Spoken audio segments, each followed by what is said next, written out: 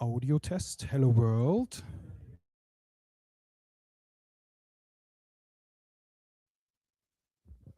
Dann horchen wir, ob es geht.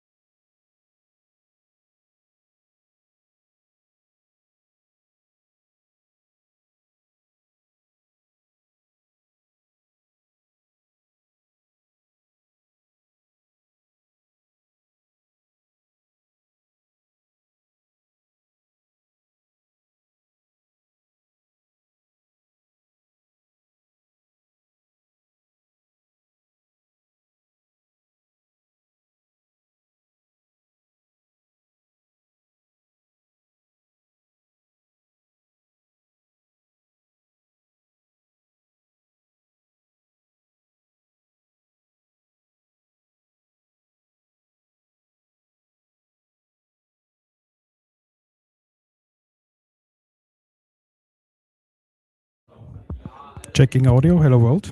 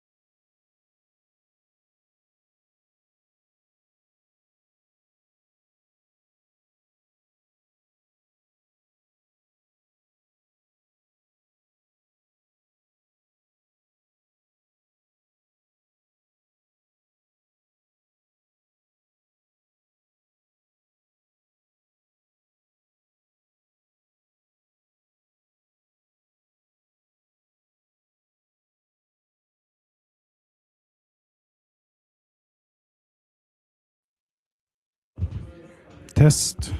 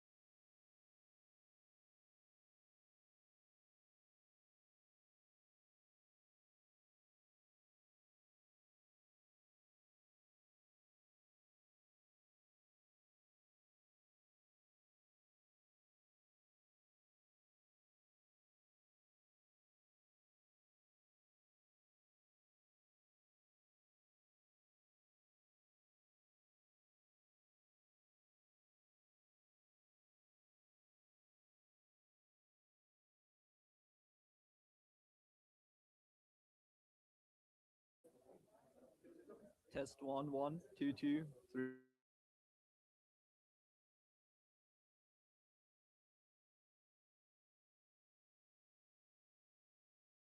You hear me? Or is it the other?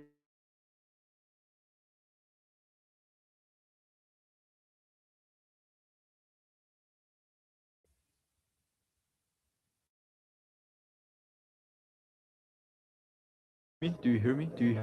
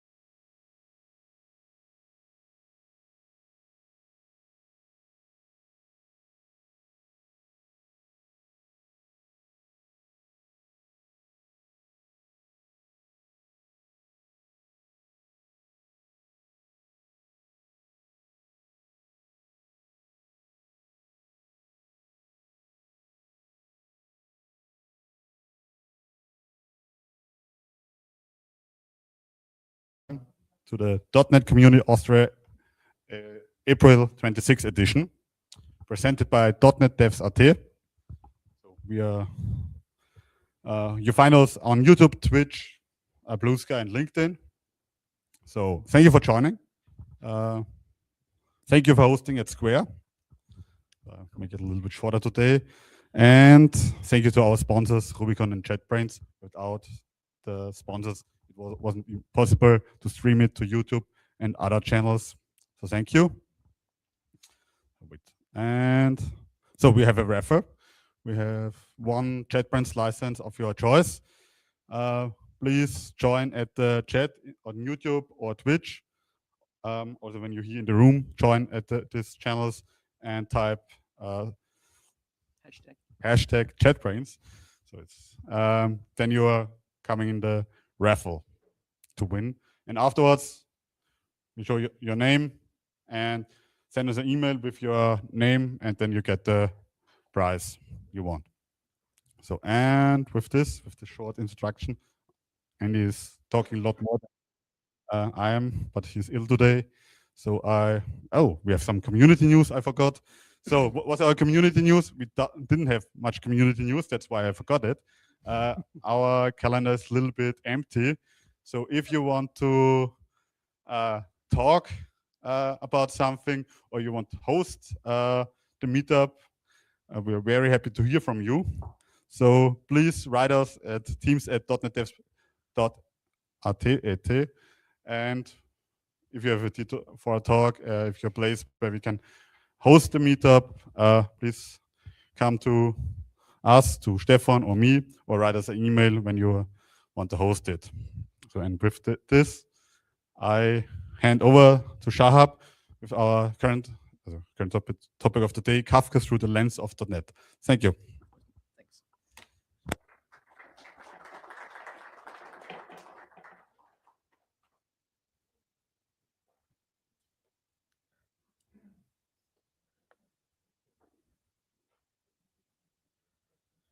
Okay, is it working, Stefan? Test.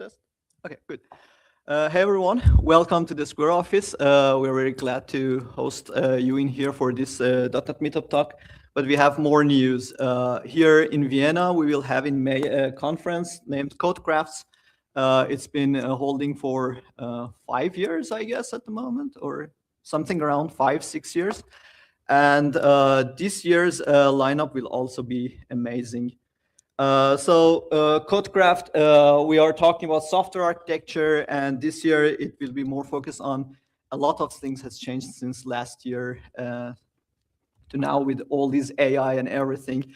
But there are also things that never change it, like the principles and things that we need like to know about those things. And we'll talk about all of them, the experiences from the different speakers. And this would be the lineup. So we have Gregor Hoppe, Armin, and Daniel, Pat, Alison, Oliver, Sarah, and James. Gregor Hoppe, if you have heard about the Enterprise Integration Patterns book, that's him. And he's spent decades as an architect at AWS and Google Cloud and will share the experiences with us. And his talk is about why architectures are not and shouldn't try to be the smartest, why the architects should not be the smartest people in the room. And Armin, he's the creator of the Flask. It's one of the most widely used Python web frameworks in the world. And he's also going to share a year of hands-on experience building real AI agents, not theory, actual lessons from like doing it. And Daniel also invented behavior-driven development. And he's been helping teams ship better software for 30 years. His talk is about finding the best simple solution, even when there's no perfect one. Beyond those three, there are many more topics that we will be discussing. So I should have said those things probably on this slide. And if one day isn't enough, there are workshops. The conference changes how you think. The workshops changes how you do this stuff and implement things. The first, on May 20th, we have Pat Kuo and Daniel talking about technical leadership and great programming habits. And And the next day workshop, which is on May 22nd, Gregor is going to, like the workshop is about how to create architecture diagrams that actually communicate something, not just look busy. And it is limited to 60 people. I don't know, is it sold out or not? Okay. And then Pat will talk about how to make technical decisions land business with business leaders, not just your engineering team. So how you do the technical decisions and it is aligned with your business that is running. And Dan's topic would be each day focuses on different themes, so you can attend both without repetition. I think he has like 2 workshops. Then, if you scan, this is for like getting the ticket for the conference. It's a single track conference, and the other one is for the workshops page. And okay, but you could check on the website, and I don't see anyone like scanning the QR codes. And if you have participated in my talks, you know that's the most important rule. You need to follow that. And there's a lot of QR codes, so don't hurt my feelings, please. And if you want a free ticket, then you now you're scanning QR codes. Okay. So this I think there will be a raffle, and like for this one I'm not sure, but I was told that it was aligned with you. There will be a raffle and one person will get a free ticket. So if you don't know, maybe we could just write names and just pick one. Everyone had this? Should I go to the next slide? There will be more QR codes. Just don't put your phones in the pocket. Just keep it ready. I guess this one is finished. So I think now we could switch to the other one and have the slides here. Okay. So this talk is about Kafka, but we are going to talk about its basics and how it works behind the scene, and what are the important things that when you want to start working with Kafka, like to consider and like know about those things. And we will also take a look into some examples about some of those topics in .NET, of course, and C#. But I think a lot of things doesn't matter which ecosystem you're in. You could just apply those things, and just the examples are in C#. To give an introduction of myself, I'm Shahab. I'm working currently at Square. I've been in the industry for around, not more than 20 years. And I grew up with .NET and C#, basically with .NET Framework 1.1 and C# 1 I started.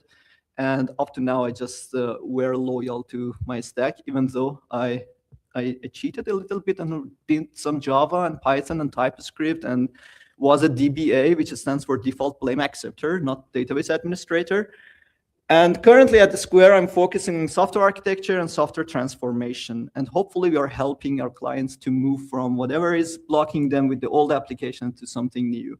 You need to ask them, but most of them are satisfied. So, and I'm embracing change. That's my motto. I'm telling dad jokes, and I'm a lead coding architect, which is like a fancy word for someone who just draw diagrams but also write code, which I think in a short period of time it will be a leading coding assistant. And yeah, that's a dad joke. Sorry, nobody laughed. It hurts.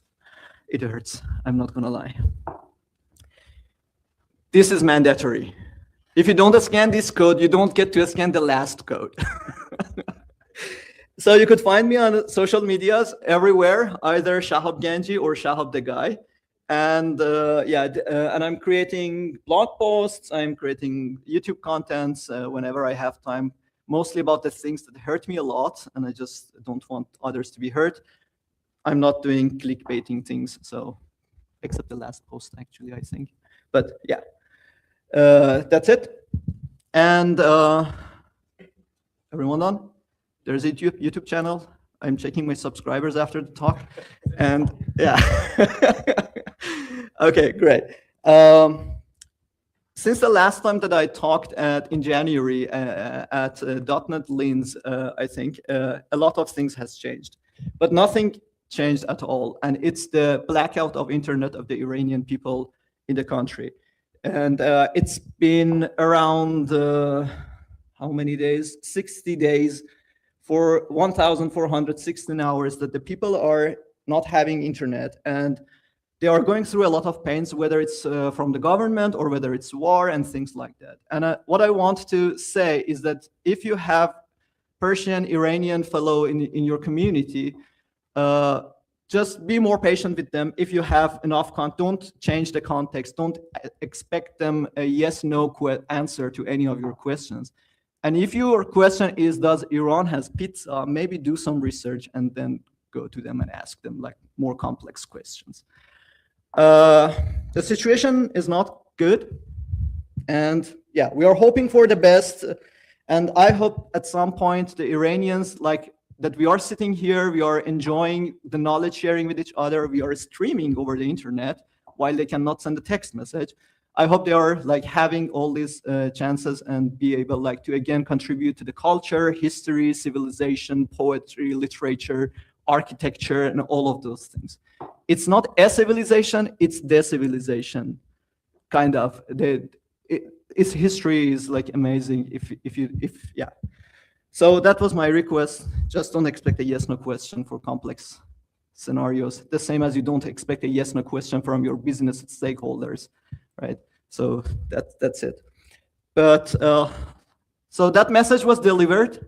Let's deliver more messages with the technology now that we have at our hand. And let's talk about the fundamentals of Kafka. So it was a technology that was created in 2011. What am I showing here? Yeah. In 2011, it created that LinkedIn to make sure that they could put their data in motion. And they had like, it's not, we're not talking about 1 gigabyte or 1 megabyte of it. It's about like petabytes and terabytes of like data coming into the flow and like going through. In 2012, it gets open sourced under the Apache Foundation, and currently Confluent is the primary commercial company that's like handling all the things regarding Kafka. It's basically a producer-consumer pattern. So there is a producer putting messages inside a topic, and then consumers could just pick up these messages and consume them, and just do whatever processing that they need to do with that data. To look a little bit deeper, this there could be multiple producers and there could be multiple consumers, but the topic is also divided into a smaller piece called partitions. We will take a look like deeper into like how this partitions works and like what is a consumer group, for example, that we have in here and how they are differing from each other. It's just like putting the whole big picture and then we like talk about each aspects momentarily. The most important thing from this message, from this slide, is that we have multiple partitions, 1 to multiple partitions, and messages are going into the partitions actually, based on something that we call partition key. And everything inside the partition is processed in order. Everything inside the topic could be processed in order, could not be. There's no guarantee about how they are processed in this topic, right? But everything that is in partition 0 or partition 1 or partition 2 will be processed in order. How it processes in order is because the consumer is a single-threaded application. So there's just one single thread picking up the messages one by one, committing that I consume this message, and it goes to the next message. But how does this differ from the traditional messaging that we had with like RabbitMQ, right? We also have like the publisher-subscriber pattern, which seems like there's a publisher publishes a message, there's a subscriber consumes the messages, right? It looks like producer-consumer. But with Apache Kafka and the producer-consumer, what you're producing could stay forever there. So it's a append-only log-based system. With the publisher-subscriber, you're publishing a message. If you are already subscribed to that, you get that. If you are a new subscriber, you lost whatever was published before, right? And the messages do not have any retention period, which means that they are not persisted for forever or for a period of time that you could define, like 7 days, 30 days. they will stay until they are consumed. As soon as the first consumer consumed that message in a traditional way, the message is gone. You don't have that anymore. And there are the consumer groups pattern that we will see later, like how it works. But on the other side, you have the competing consumers. If there is a queue and you have 3 consumers, they are competing with each other to pick up the messages and process as fast as they can, right? One message goes to consumer 1, the other goes to consumer 2, the other goes to consumer 3, and the consumer 1 does not get the 3rd message that went to the consumer 3. It's just gone. Whoever picks it up wins and like consumes it. In Kafka, we have we're not talking about a message or an event or a command. It is called a record, and a record has a key which could be used as a partition key for routing these records that are coming to the topic to the relevant partition, like hashing the key, and it always goes like the key with value 42 always goes to partition 0, for example, like the order ID, for example. Order ID, if it is a partition key, if the order object comes, it goes to partition 0. If items regarding order 1 comes, they are also going to the partition 0, right? And the payload could be anything. It could be a raw string, it could be JSON, it could be whatever you want to put that. And there are 3 formats that are supported. JSON, and which is like the JSON. It's human friendly. But it's here. It's big. It takes it is large and it takes like size. Or you could use protobuf, and you could use Avro, which is like the default format and like more friendly with the Kafka ecosystem. It's more compact. It's Kafka native and it has a smallest size. And if you also know me, whenever I'm talking about event-driven architecture and all of these things, I need to talk about the difference between an event and a command. And so the other day, I was sitting at the lunch table with my wife and my kids, and my wife mentioned that we didn't have coffee today. And that confused the kids because they were like, okay, whatever, we didn't have coffee today. Why are we like saying the facts of the day? And I was like, after a little bit of processing, I realized that, because I also ignored that, but I realized that you're damn stupid. She didn't want to state the fact of the day. She actually had a command that bring like, or pour some coffee and bring it like on the table, right? And that is like the difference between a command and an event, is that with a command, there is an intention. You expect something to be done. You expect a response to be back for that command, right? With the event, you just notify something. You don't care if people react to that or don't react to that, right? And this is like a very important distinguish between them, because like there are a couple of scenarios, I think, not that much at the moment for this round, is like if you have a simple request reply pattern. If you want to send a command and you expect something to react, maybe a simple queue is working just fine, right? You don't necessarily need to set up like a whole Kafka and store those commands and things like that. Or if no replay is needed for your system, because with the queue, you're just sending something, someone picks that up, do the operation that is needed, and it's gone. But if you need to replay, you need to audit, you need to check what was happened before, maybe that's when you need like a Kafka or, and for this scenario, a queue or a traditional messaging system should work. The next thing is that if you have a small team, I'm not sure if I agree with this or at the moment or not, but I just put it here because a lot of people are talking about that.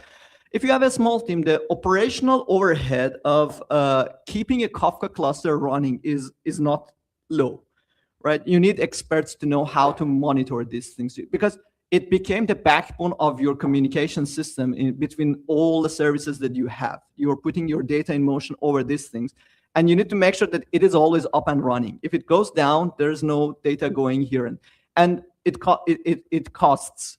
It is open source free, right? But it costs on the operational side, right? And if you have a small team, maybe that's not a good idea. But these days, with a lot of cloud offers from Azure, from AWS, from, I don't know, Confluent, and all of those things, maybe it is a little bit justified because you could just go with a small instance of that and just have it in your system. But the rule is don't overdo it, right? Always start small, always start with a use case that seems relevant, and then expand on that idea, right? Don't just go for the moon and then like you can't do anything. Good. Then in .NET ecosystem, there's a lot of other things, but I think these are the most reliable ones at the moment that I could think of. So the Confluent.Kafka is the official one from the Confluent, and it gives you all the knobs that you need, like to configure the producer, to configure the consumers, and every configuration value that you need, like to set up in your application. It provides you with those kind of things. Sorry.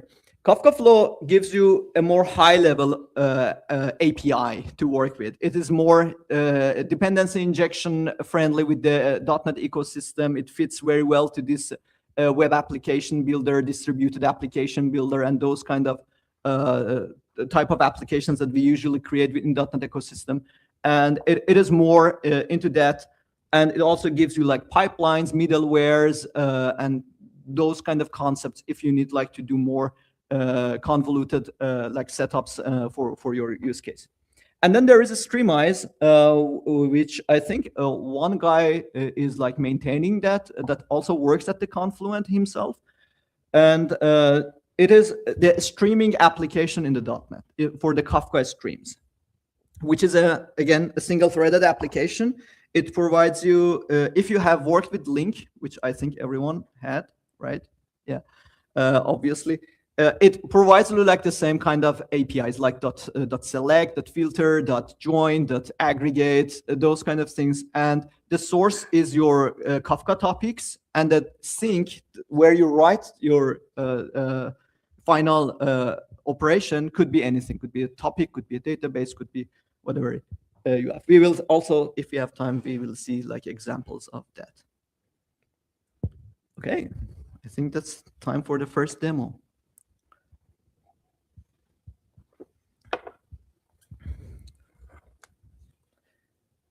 I just realized some slides are deleted from my slide deck, but I think I passed that time. Good.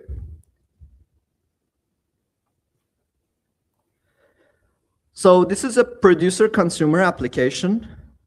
Let's go to the producer. Is the zooming good enough, Stefan? I think it should be fine for the audience in the stream, right? Okay. The end. More font size or dark theme?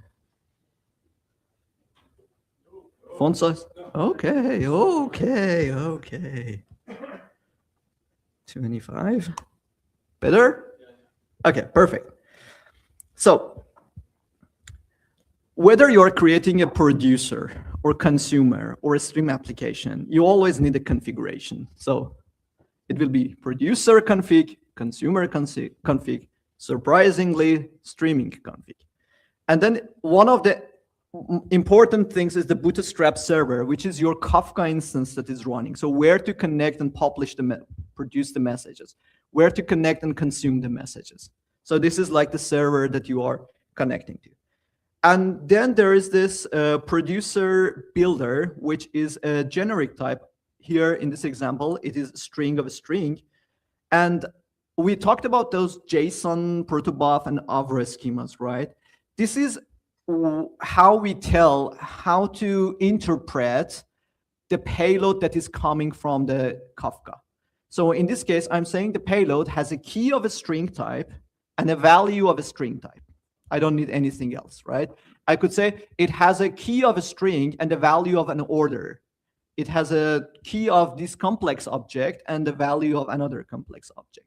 And then I could define a serializer and a deserializer, which here I think I don't have, but we will see that like in next examples. So this is the producer, and like in a while loop, I'm just producing messages. There are two methods in the .NET SDK, produce and produce async. and we all know why. But the thing is that produce is actually faster than the produce async. The produce async is giving you a throughput if you are running, like producing messages in an ASP.NET Core application, which you need like to leave the thread to go and like pick up another request and things like that. But if you have like a background service that's just running in the background, it doesn't have any interaction with any thread pool or something like that, you should use the produce method. It's just faster than that. And that's because it has some caching and those kind of mechanism behind the scenes that is implemented, and it is it. So if you are using the produce, it gives you a result callback that you could call to see what happened with this message that you just produced, which partition did it go, what is the topic, what is the offset, and all the metadata that you need.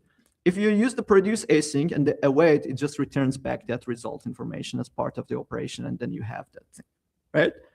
And then I have the counter, and of course, we always like flush the producer just to make sure that we are not having any memory leak, or I don't know. It seems like a good habit like to have. Okay, so this is a producer. Let's take a look into the consumer. At the consumer, we have a consumer config. We have a bootstrap server. Here I have a group ID, which is that consumer group where this belongs to. We have a dedicated example for that to see its behavior. And enable auto commit. So here I'm saying that whenever you're done with the consume loop, we will see that let's just show it in here. So here I'm saying I'm consuming, and then I'm committing in here. But I could avoid this thing if I think I put this into using. Nope. So long story short, it will automatically, the consume message commits the offset that I consume this message, go to the next one. But if this is off, then we need to call the commit ourselves in our code. And the auto offset reset, it has two values. It has .earliest and .latest. What does that mean?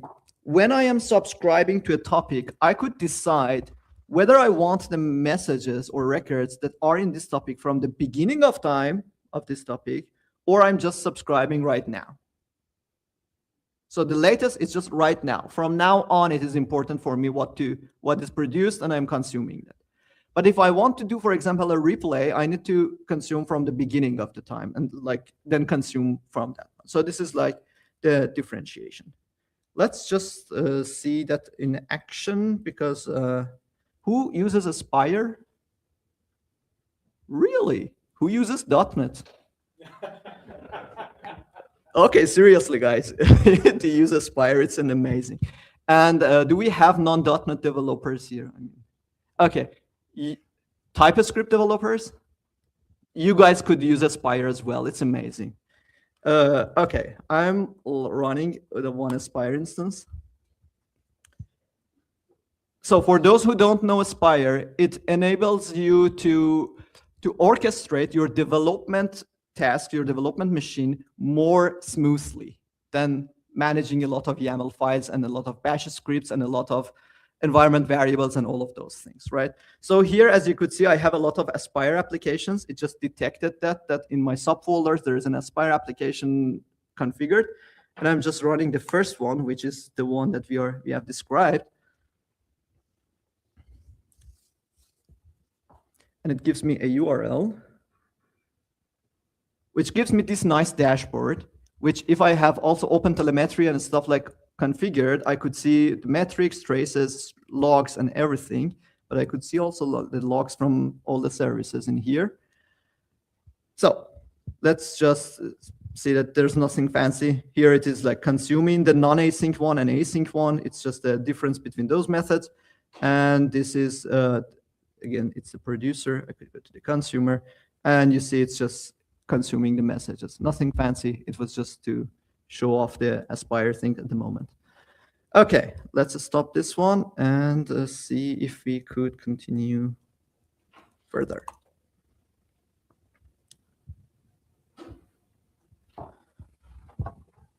So far, so good. Okay.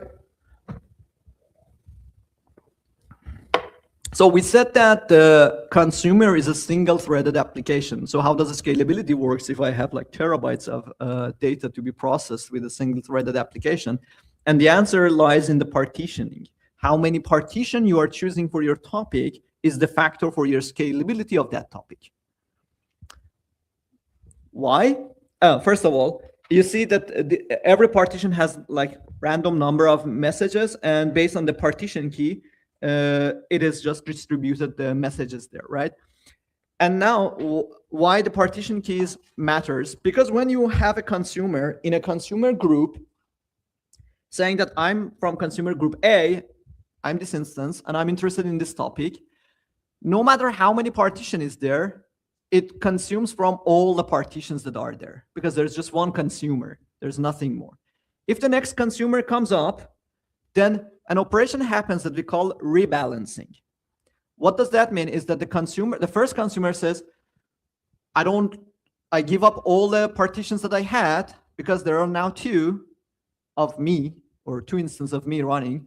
And then the Kafka redistributes the partition between those two, right? So now the consumer one gets partition 1, and consumer number 2 gets partition number 2 and partition number 3. And I just realized I didn't start from partition 0, which I should have started, but yeah, errors happen. And if more consumers just joining, like consumer 3 and 4, we have 3 partitions, which means we can just parallelize up to 3 instances. And the consumer 4 is just sitting idle there. Whether it's a good or bad thing, I don't know. It depends on your business use case, because if suddenly consumer 3 goes down, there is already a consumer up and running there, and I don't have this startup time, right? But if you're running .NET and it should be fast, so maybe you don't care, right? But if you're running another devil cousin application, then maybe it's good to have it in there. And so this is one consumer group. If we add another consumer group to the process, it doesn't matter. That one has like consumer number 11. It subscribes to all the partitions that are there, because that's the only consumer within this consumer group. So the consumer groups decides how many consumers are actually one group, and the partitions could be distributed between them. Clear?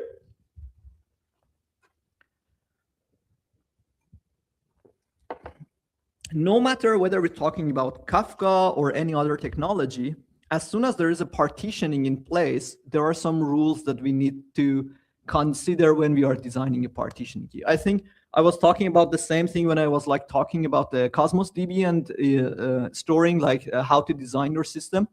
So the one thing here is that if you have a null key, it uses a round robin fashions to distribute the records to the partitions that are available in that topic.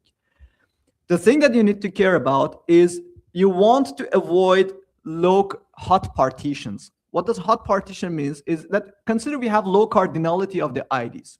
Let's say we have singers that wants like that people buy their tickets in our application, and we want to send an event of like ticket bought, right? And then some other processes like sending a notification email to the person who bought these tickets, or this kind of information.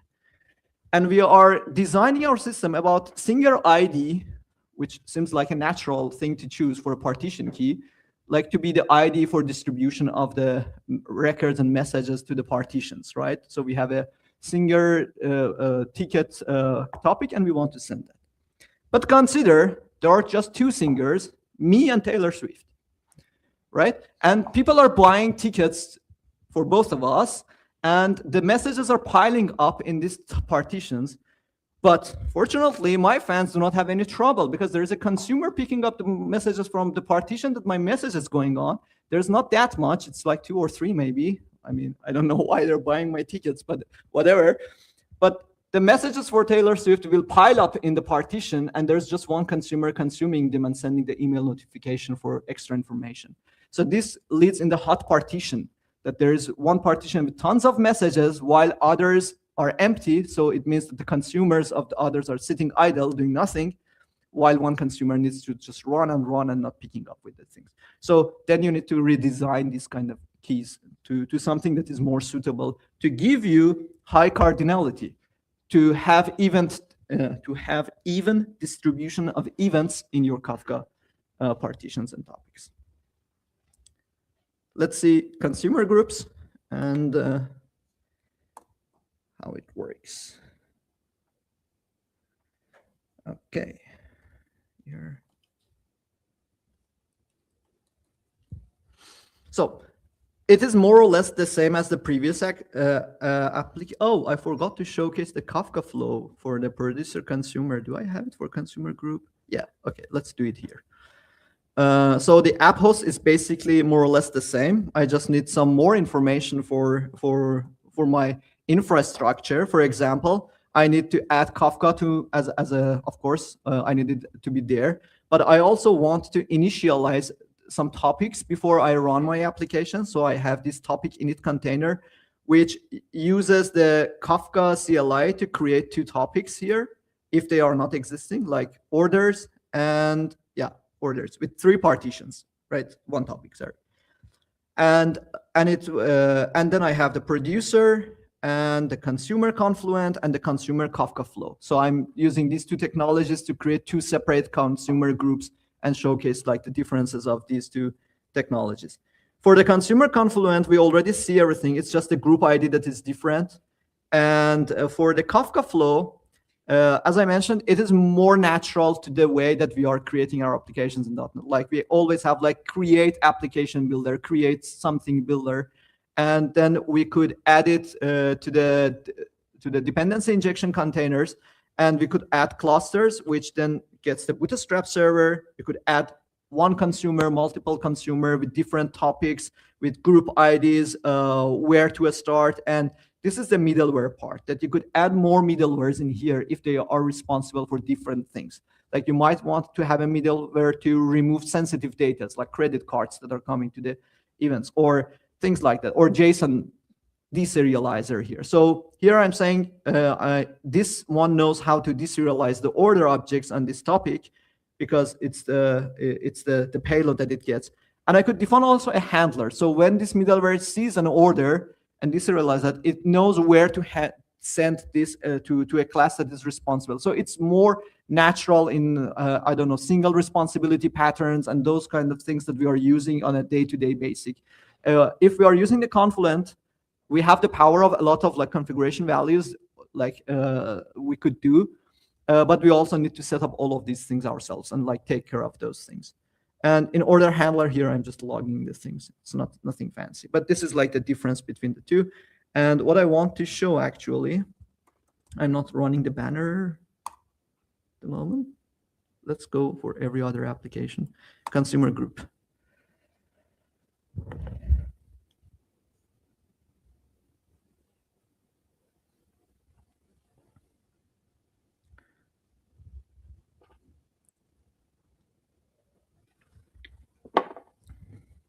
So now you see here, I have 3 instances of the same consumer running, and that's what I forgot to showcase here. Here I'm saying like I have this C# application, run it with 3 replicas or run it with 2 replicas. That's why they are showing up like 3 times in here. And some of them are failing. Let's just try to start them. And if I go to the logs of this one, if here you see, is it visible? Not really? No. I mean, I can't see it on my laptop. Come on. Okay, now I cannot find any other logs on my laptop. So here it says like, because the other 2 were failed and didn't start like at the beginning. So it says like assign P0, P1, and P2, which are the 3 partitions that we created for this topic. If I scroll a little bit down, at some point, it revoked all of those 3 because I started the other 2 applications, right? So the other 2 consumers joined this consumer group, and then this one get assigned with the P0, and it is consuming things. So if I, for example, go and stop, I don't know what I have, but some of these applications, let's just stop as far as we could. Oh, not the producer. And here, at some point, we should also see again a revoke, and then a rebalancing should have happened.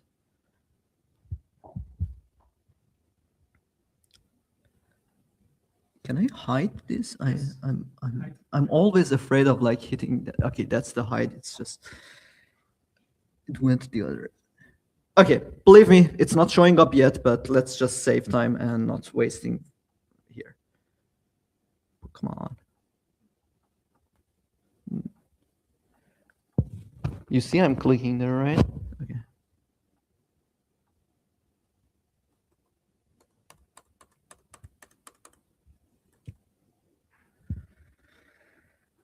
Maybe I shouldn't have hide this one. Yeah. Okay.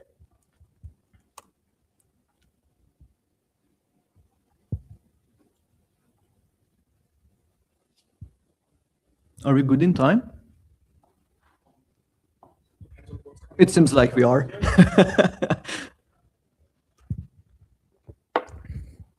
So I have 2 kids, and I taught them that we should never promise anything, right? Because I believe that the concept of promise comes from the fact that people lied a lot to each other and didn't keep their words, and then they needed to invent a concept to make sure that this time they are gonna save, like they're gonna keep their word. So I never promised them anything. But also if I don't keep my words, it will be like the end of the world. Like there will be chaos at the home. And I think when we are developing distributed applications, that you have producers and consumers, and you are publishing something, it is the same concept. You need like to keep this promise that you are publishing, right? And if you don't keep that promise, system will fail. Like someone in the system will fail, and this could like have a butterfly effect. If one service goes down, maybe it has an effect on another service and things like that. And I wanted to generate a Pinocchio actually slide here, but somehow the AIs didn't do that because of intellectual properties. So I took a photo with my son that I was like shaking his hand while doing this. Do you know this concept? Who knows this concept? It means that I'm promising, but I'm not really promising anything, right? But you're hiding it so the other person doesn't see it. And then I gave it like to AI, and it generates that. It's so that's why the system is failing. So strong contracts, happy consumers, and healthy event-driven system is the key in here. And that fairy tale. Oh, come on.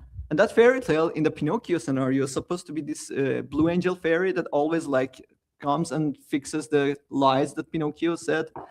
And yeah, but it's a schema registry now. So a schema registry is a schema is a promise, and breaking it is breaking the system. And the schema registry is helping us to make sure that we are not breaking our promises in the system. We are either backward compatible or forward compatible or fully compatible with whatever is going in the system. And if we are not doing that, it doesn't let us to produce messages that is not compatible with whatever compatibility that we promised to do, right?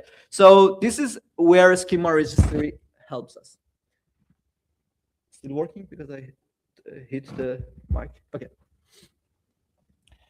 It's a very... Better? Okay, good. And so forget about all the stuff that is in here. It's just noise. The thing is that the producer, when it wants to, it has the object, the C# instance, and when it wants to serialize that and send it, it checks with the schema registry whether this is compatible with the schema that we have registered in here or not. And if it is compatible, then it serializes that to the format, to the Kafka wire format, and sends that wire format to the topic. And then on the other side, the consumer, when it wants to consume, it receives at the raw byte format, which is like it has a first byte, and it has like from the first byte, consider it 0. From the first byte, second, third, fourth, these 4 bytes are indicating which schema ID this message belongs to fetch it from the schema registry and see whether what we got is compatible, and how we could deserialize that to an object and then consume that object, right? And to register the schemas, as we had 3 different formats, JSON, protobuf, and Avro, we could have this schema defined for each of them that we are using. And here is an example on an Avro schema. which has like types, names, namespaces, or fields, and Confluent wire format. And we have different compatibility modes, like backward compatible, forward compatible, full compatible, and none. Like, I don't care. I don't want to be compatible with anything. I'm the outlier. What does that mean? If you're backward compatible, that means we could add optional fields and we could remove any field that we want. It's a little bit weird, but we could go through that. But what is important is this column. Which side of this topic we need to upgrade first? Consumers. So we change the schema. We say that schema is going to be changed, but we need to update the consumers first. That means the producer still produces messages with the old schema. We might have consumers that are on the new schema, but they are still able to read the old schema and consume those messages, right? For the forward compatibility, it's the other way around. So we could remove optional fields, but we could add any field that we want. But the order of upgrading is different. So the producers do not want to wait for how long it takes for the consumers to upgrade to the new contract. They just want to say, this is changed. Do whatever you want. Whenever you want to be updated, we are upgrading to the new version. So this is the producer. And if you want to be fully compatible, then you could just mix both. So you could just add and remove any optional field, and then you are just forward and backward compatible. So don't do the other thing, because remove fields means removing mandatory fields as well. There is a flag which means which is transitive, and that means not only we're checking with the previous version to be backward compatible or forward compatible, we're checking with all previous versions of these things to be backward compatible. So if you want to do a change that is transitive, then it checks against all the previous versions of this schema or contract to be compatible with that one, with all of them, not that one, with all of them, right? And this is like the thing about schema evolution and like how to be, I mean, this is just the tip of the iceberg. Yes. They're like Laila Bugria has like a whole talk talking about all the gotchas when it comes to versioning your events and what you need to take care of all of those things, right? So this is just like a glimpse about that. And of course, we have a demo for that, which is the coolest one, actually. I like this one.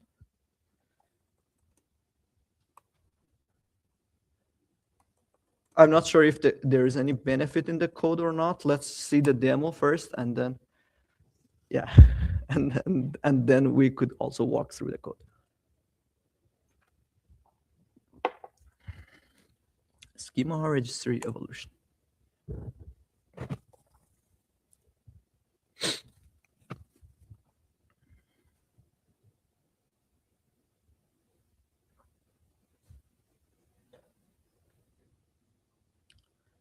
Okay, I need to a little bit zoom out here just to see. I could, but yeah. So I have here now, I'm creating like the broker, Kafka UI and a schema registry. If we go to the UI, here we see that we have one broker running in here. We don't have any topics. Is the zooming at the moment good? You see, I don't see anything now, but doesn't matter. It's important the customer is happy. Is it good now? Okay. So I don't have any schema registered in here. One of the cool things about Spire again is that you could have custom commands that I cannot see because of the zoom. Sorry. I have a register schema v1 command. Believe me, I will zoom back again. And if I go now here, you see I have customer upgraded version 1. It is an Avro schema. And here we have like a customer ID, upgraded at, tier, and source. Like these are the fields that are there. And I could just go here to my application. And if I could just do this, I could run the consumer that understands version 1 of this schema. and also the producer that producing the version 1 of the producer that is producing the version 1 of this schema. And if we go to the console, we see here the consumer we want. What? Unknown topic or partition? Come on. This is the good one. Don't fail me. And I ran it like 10 times today. Okay, yeah, it's consuming. So it's just consuming messages from that thing. Nothing fancy so far, right? But I could go here and say for the schema registry, I could check whether I want to now evolve to the second version, and I want to check whether this is compatible or not. So this is one thing that you don't need to immediately go to the next version. You could send the next version and say, is this backward compatible? Is there any errors that we need to handle? And if, for example, I have a bad compatibility and I'm getting some errors about that. So there should be some error here, but yeah. Resources. Now I'm upgrading to the second version. So in the backward compatible, it means that I could start the second, we are upgrading the consumer first, right? So I could start the second consumer here. And if I go to the logs, it is consuming, it gets like the region as a null value, right? And if we go to a schema registry, this is the second version. And if you see, let me just see what is gone here. So we don't have source anymore, but in V2, we added a field which is region. And in the logs, the consumer V2 is consuming those things, the V1, and all of them are just getting the information from the producer V1. The others are not started. After all the consumers are up and running, we could just stop the consumer from V1, and we could start producer V2, stop the other one, and we will see that this one now gets the regions here. You see, it was null, and now it is getting the regions from the producer V2. So we upgrade the consumers first. After we are done, we could just upgrade the producers in the backward compatibility. Now, I want to change the compatibility level of these things to forward. So I'm setting compatibility to forward. If I go here somewhere, it should be visible here. It shows the compatibility is now forward. I have two versions. And now I could register the third schema registry. Register schema 3. That means I could change the producer to a new version without affecting the old consumers. So I could start producer V3, stop this one. So I upgraded the producers, and this one should still be able to consume the messages. And you see those things that the V3 is not producing is just getting null, and the other are going on. And whenever this consumer feels it is right time to upgrade, they could just upgrade. Here is a trick. If you want to upgrade your consumers, always bring the new version alongside the old version running for some period of time at the same time. Because if you don't do that, you might have there might be a chance of losing some messages in between. Like, yeah. So I could bring this up. Where is the consumer V3? And then I could stop this one. And if we go to the logs, you see some points are 0. And then suddenly it gets the ones that are produced from the V3 instead of V2. Cool. Then let's stop this and this.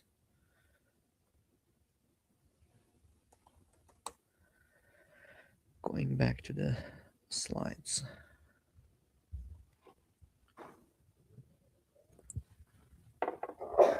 Do you want to see the code for the consumer thingy, like the schema things? It's just like the different versions of the same class. Yes? No? We don't care? Okay, we don't care. Okay. In a distributed systems, we always, in every system, we always should think about failures. Even if you're like traveling somewhere, you should also, like, especially if you're going through one specific country, there is a chance that you lose your trains, or didn't catch up the trains, right? So you should always come up with a situation that there might be errors, but not all the errors are the same. So there are errors that are transient, like a database might have any hiccup. You just retry in less than a second, and then you could process your message. There are errors that are long, like you cannot process the message no matter what. It is a wrong format. It is not what you expected, and those kind of things. So you could move them to a dead letter queue or a poison queue that say, okay, I cannot deal with this one. I'm just putting it here. It needs human intervention, or it needs another system to take a look into that.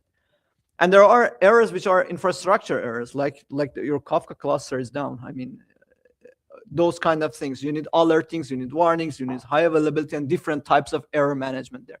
So not all the errors are the same, and you need to treat them also in your application differently. And this is the whole gist of the whole error handling thing. It isn't so. Let me just show the code in here.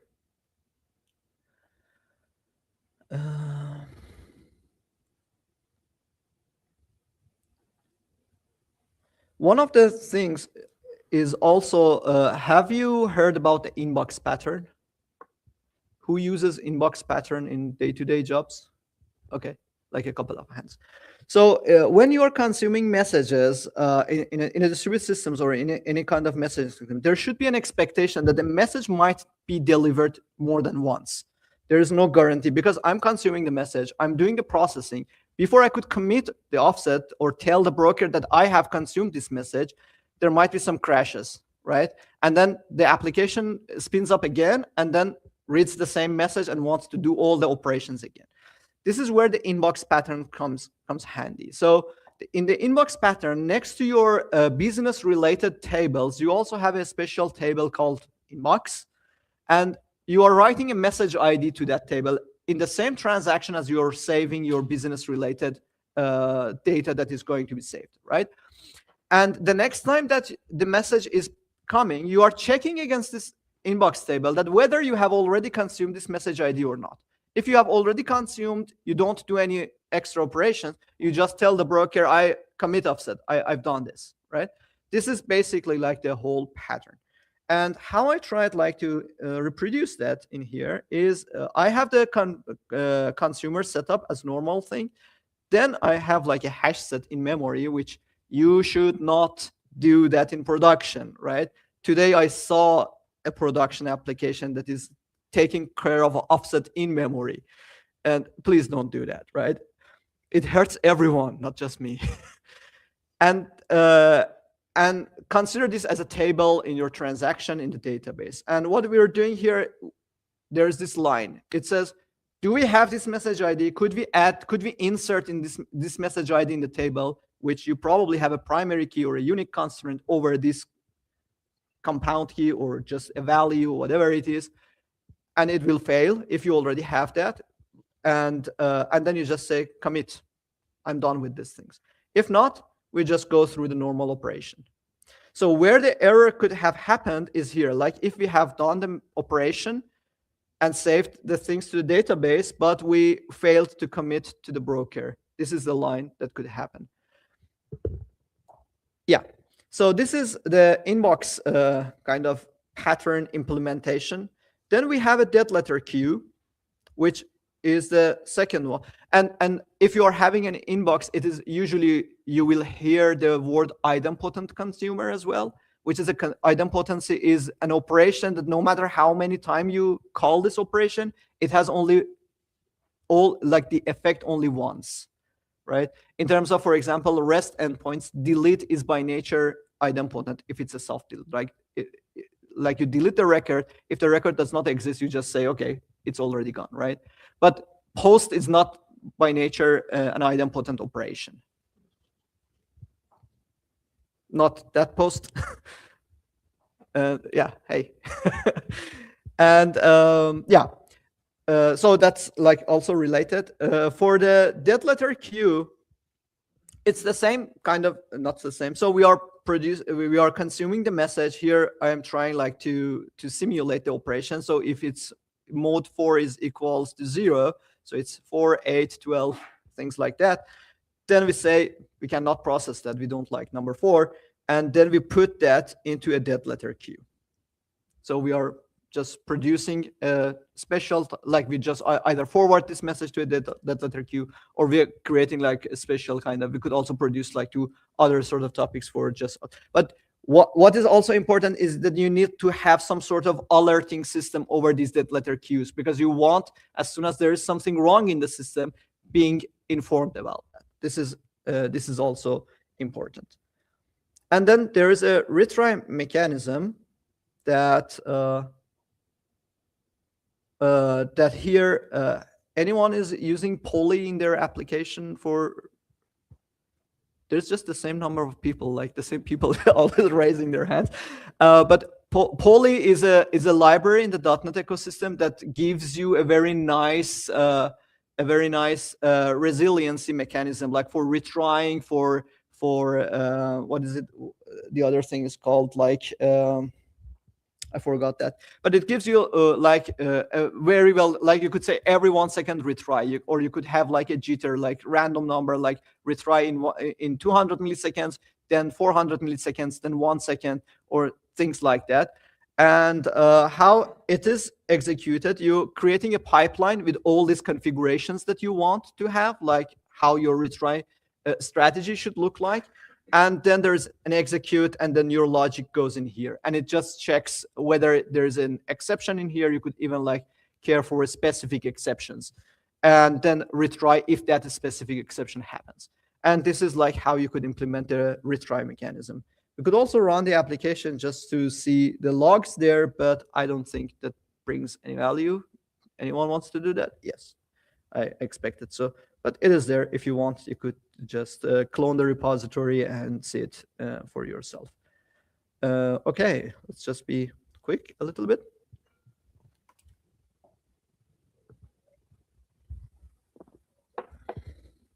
So far, what we talked about is like district events, district message processing, and those kind of things. Another thing that Kafka provides us is stream processing, and that is unbounded number of events or messages coming to our system, and we want to react to this unbounded system. We want like to have a window over this Kafka stream and say, if 5 events of these things happened, then I want to do this operation, and after that I want to go to the next step, right? And usually this, how you configure this, it is also again a single threaded application, that you have Kafka topics as your sources, and then you have different targets that are called sinks, which could be, again, another Kafka topic, or could be a database, or I don't know, a file storage, somewhere else that you're writing to. And in between, you could configure your application, what it needs to do. Does it need to listen to different streams, join the data that are coming from there? Does it need to aggregate something? Does it need to branch and like go in different ways? If, for example, if the customer type is loyal customers, it needs to go to this process. If it's another one, it needs to go to this process. So you could design a topology that it runs your topology, and then based on that, the events, things are happening on the events, whether it's transformation or branching or joining or aggregating and those kind of functionalities. It could be as simple as I'm listening to this source, doing some small things, publishing to a topic, like very simple, or it could be very complex things that do a lot of things and yeah, operations. And this is the Kafka stream is a wrapper over the producer consumer pattern with like more functionality in a windowing things. And we have like one simple example and one a little bit complex example just to see how it works. And let's just run the simple one for now.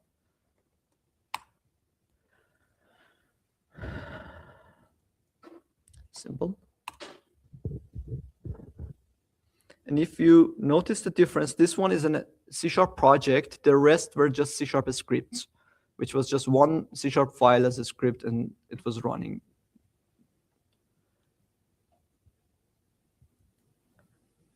I have a producer and I have a streaming application, which is actually consuming. So it's just like, it's a simple one. It just takes an email and just removes the parts before the Gmail, Hotmail, Yahoo, and all of those things, and then just publishes to another topic. And I think I also could showcase, is there any topics? Do I have something, Kafka UI?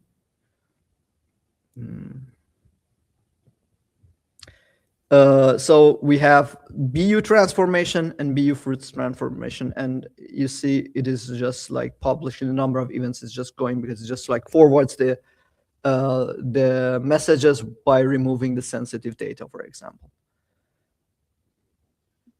How does it look like in the code? So for this one, I created this time a whole solution C# application. And this streaming part is the one that we are interested in.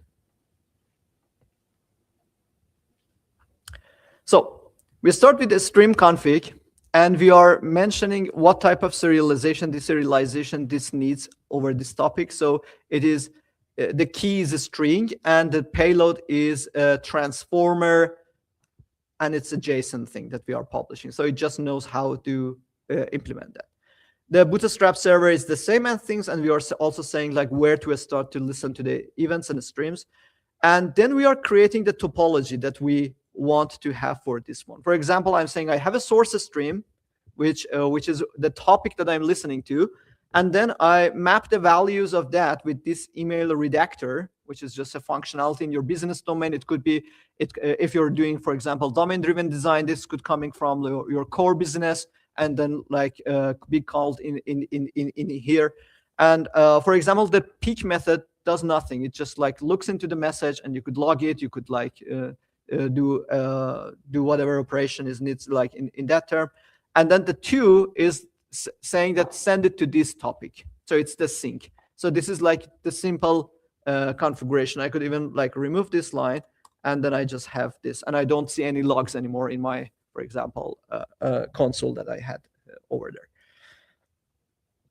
And when we build the topology, we need to start it async and make sure if this is a background service like what I have in here, you need to await this start async. Unless it just starts, it goes, and the background service stops, and you are wondering for 2 hours why this is happening. And so do await for that to start async.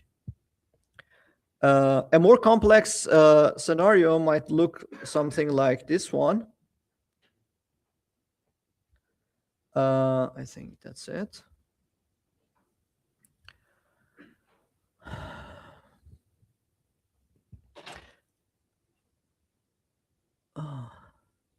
So I have, again, the stream builder.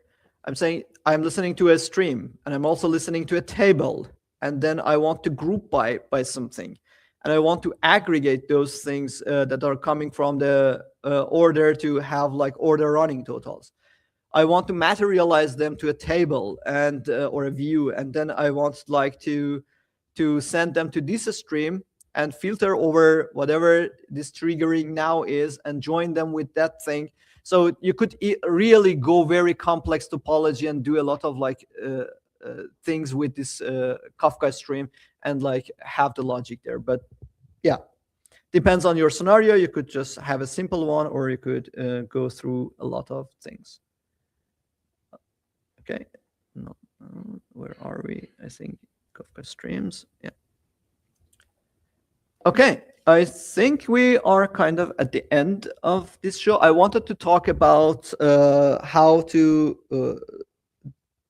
design your topics and subjects, and also like the testing. But unfortunately, I didn't get like enough time to prepare proper presentable content, and I'd rather not to say anything than saying a lot of bullshits, which I don't know. I hope you agree that I haven't said anything so far, but that could be of discussion. All you need is this GitHub repository if you want to see the codes and the progress to them, like, because I will probably like add testing and other things to this repository. So feel free to, and don't put your phones into your pocket and keep it here up. No, bring it up. Yeah, because if you scan this, everyone scanned. Doesn't work. What? I believe you, but I need to. Oh my God. So, okay. So square.link/Kafka in .NET. That's the backup. Okay, I hope the next one works. So if you scan this QR code and you scan this QR code, does it work?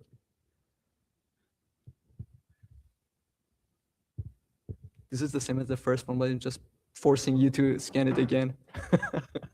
Okay, so if you scan this QR code and this QR code, you will get a discount. So if you don't win a raffle, you could have a still 10% discount for the tickets. So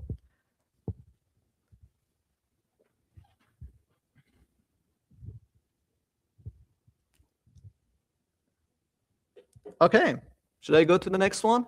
There's one more. One more QR code. Yeah, I said so. There's a lot of QR. Okay, thanks for participating, and it was nice to have you here. At Square, we are also looking actively for .NET developers. Alexandra, our HR head of like our people operation person who's doing a lot of recruiting is here. Feel free to contact her and join us maybe. Here is Alexander. Thank you, Shahab. Do you want your slides as well again? Yes, but first, any questions? Just those who scan the QR code could ask questions. Yes, sir. Yes, thank you. Probably my question is regarding the topic you didn't prepare. It's about designing topics. And so the question is, for example, if we started our system with, let's say, 3 partitions in the topic, and in the future we realized that we need more partitions. How hard to change this?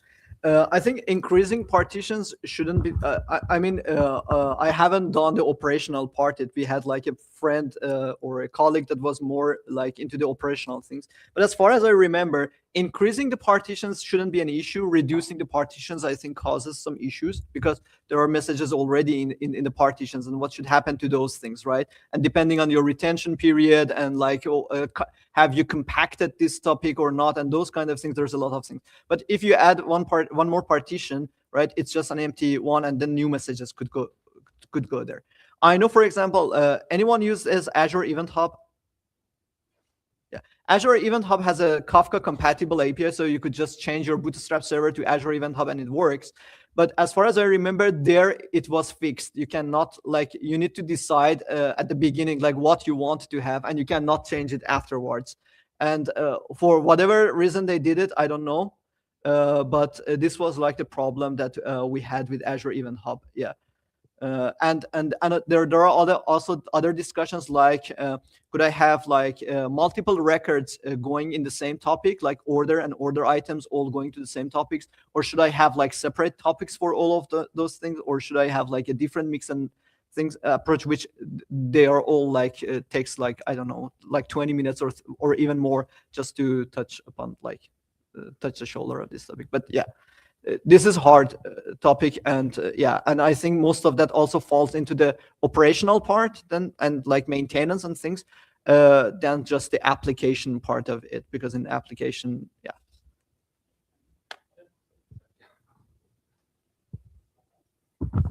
Other questions?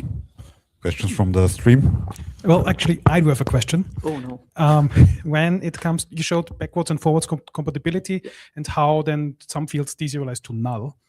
How would you design the contract when it comes to value types that don't have a null? But for example, I have an int32. How do I know the difference between an explicit 0 or a default 0? I think the question boils down to how the serializer, deserializer for those things working. as far as I could concern. I might be wrong, but I don't know an exact answer, honestly. Like whether it detects between an explicit null or like from the schema to be null, or is it just not, or zero that is defined in the schema, or is it like using the integer default thing is zero? I don't know that, honestly. I haven't tried it, to be honest. And then I got one more question when it comes to observability. You Yeah. showed that Confluent and Streamers, they do emit logs. If I got it right, or where were the logs coming from that you showed in Okay, yeah, most of them were console.write to be honest, in the code, but you could check in the code. Some of them had the use Microsoft Logger, so these iLogger things, especially the Kafka flow examples. And regarding OpenTelemetry, it's when we talk about OpenTelemetry, it's not just about the logs, it's also about traces and metrics, right? And if you instrument those things, if you have instrumentations for them, they will show up in your OpenTelemetry traces and like the trace and things like that. Could be a case that I add an example of like OpenTelemetry stuff as well, like to see how it works and how it shows up there.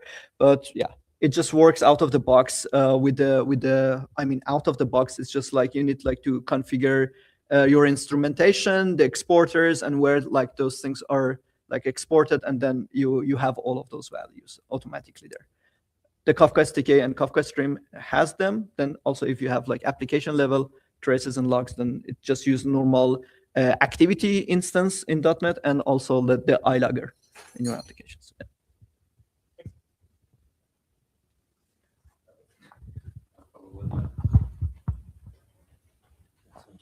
One more question just came to my mind. Is it a good idea to use Kafka for event-based systems, or we should like keep events in our database? If you're talking about event sourcing, it's not a good idea to use Kafka for event sourcing. No, event sourcing is more or less is a storage pattern, right? It's like how you're storing your events in your bounded context in your system, and then it's something private to your implementation. You're not sharing your Postgres database with the rest of the world, right? This is the same concept.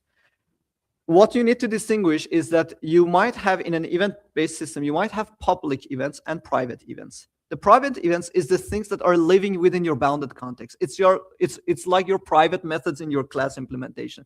You could change them. You could change them in theory more easily than the public events, right? Because everything is in your control. You could change how you are projecting those things. You could change, so you have full control over this bounded context. But the public events is the events that you are publishing for the rest of the world, and they need to live with that. And you don't really know who is using that, who's not using those things. That's why you need to be backward compatible or forward compatible, and these concepts or the schema registry comes in. Because as soon as it is out in the public, it is out in the public. You cannot force everyone to change their implementation just because you think that something might be changing, right? So this is a distinguish that you need to make between and Kafka is about like those events that are in the public, not the events that are private to your bounded context. Implement system. I mean, yes, you could treat Kafka as a database, so to say.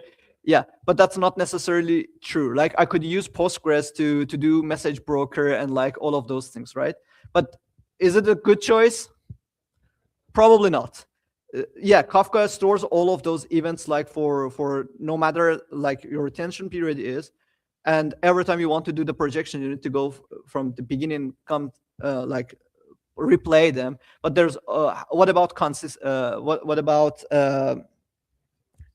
what about optimistic concurrency? Like if two producers simultaneously write to the Kafka topic, is there something like to prevent that? Because then you might have a corrupt stream in terms of event sourcing, right? So yeah, I mean, we could use everything for everything, but that doesn't necessarily mean it's a true thing. So yeah, If it's about event sourcing, I'm not suggesting that. Yeah. So one last question. No, then we go to the closing slides. So thank you, Shahab. So good. So thank you. Very nice talk. On the correct side.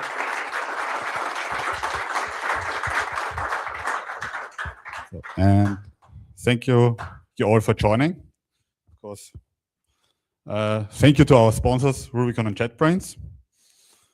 So we have the JetBrains refer, Stefan. So I'm afraid you won't be seeing this on this screen, but you will see this on the stream. Should I switch to some other? We haven't prepared that, so I'm afraid no. Okay. So we have 3 entries, and if we hit the draw button, the winner will be Shahab. Wiki Olive from YouTube. Is he in the audience? Then yeah, reach out to us. We have a JetBrains license for you. Congratulations. I think we need another raffle for the ticket. So the code graph. reference for the ticket is by Square. Square will reach on you. Do you know if you prepare it? No, we haven't. So we thought Stefan has prepared. No. Okay. The- Yeah, then we need like to have like maybe traditional way of doing that. Where's Alexandra? We need help. We promised something. I forced people to scan QR code, and now we're not keeping the promise. Oh boy.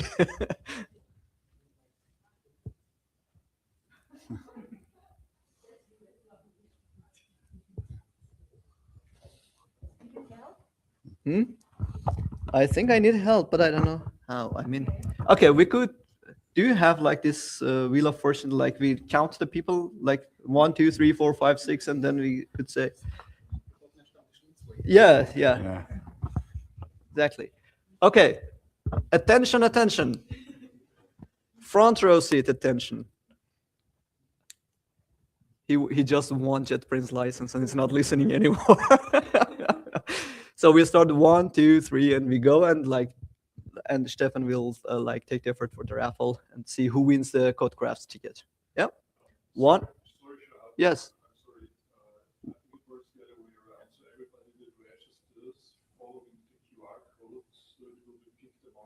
Oh, automatically. Okay. Who wants the QR code again? It's the CodeCraft QR code, right? This one. Yeah, win a free ticket. This one. Yeah, win a free ticket. Okay. So I mean, yeah, It's fine. Michael thought everything through. Yeah, it's amazing. Thank you. Yeah. Good. Just. Then the notebook is in. You can stand up and come. When you don't can scan it. Is it working? Should we also scan the QR code? Yeah, that's the question. Like, I'm not sure.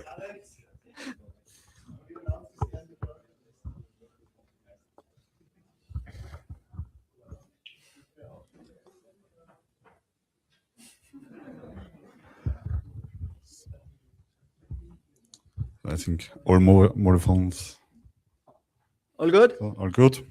Perfect. So then to the last slides, then can go on to the drinks. So we have the JetBrains refer. So, and yeah. So, of course, thank you on Square for hosting and for the CodeCrafts ticket. And yeah, then see you next month, hopefully. And remember, if you want to host or make a talk like Shahab, reach out to Stefan or me, or write us an email, or yeah, call us, and Then thank you and have fun.